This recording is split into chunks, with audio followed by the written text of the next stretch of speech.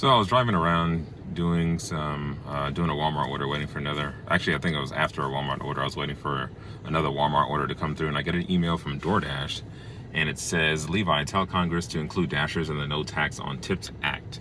And if you follow politics at all, in the last few months of the campaign, there was a new policy that came out from President Trump and his Democratic rival Kamala Harris that talked about how they didn't want to tax tips anymore, and it was called No Tax on Tips.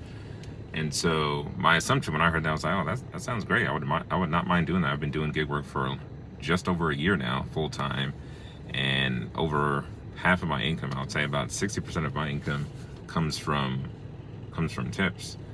And so that would obviously drastically lower my tax burden. I thought I have a big one anyway, but the email from DoorDash says Congress is considering the bipartisan No Tax on Tips Act, which would exempt some tips from federal income taxes, but there's a catch.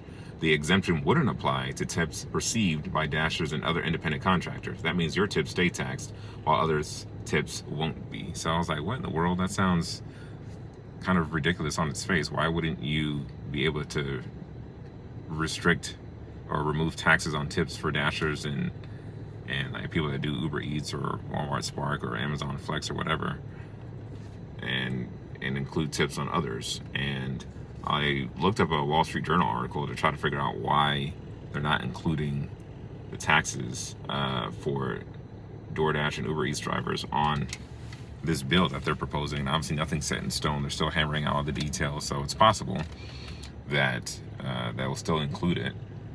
And one of the guys, he's a Javi Corioso, he's Uber's head of federal affairs.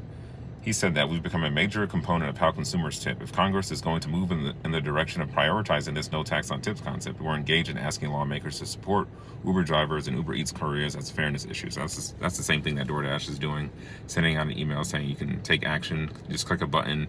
You can read the kind of prompted message and type in your name and send an email to your congressman or your representative to see if they can, to try to, create some kind of grassroots support for no tax on tips to include DoorDash and Uber Eats drivers. So, but I was reading the Wall Street Journal article and I couldn't find like what the reasoning was that they did not include, at least initially, taxes on people who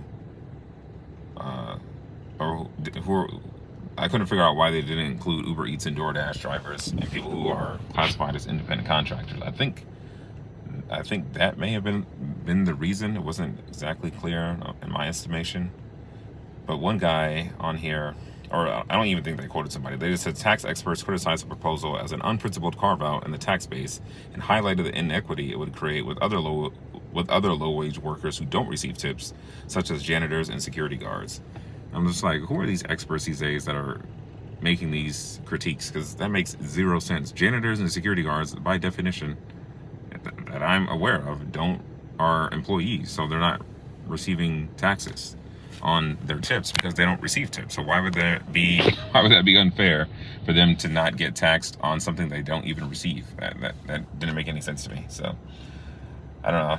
If you're a Dasher, if you're a full-time gig worker out there, independent contractor, what do you think about this? Just wanted to make a quick video regarding it, and I'm hoping that they'll include it because obviously that would lower our tax burden big time.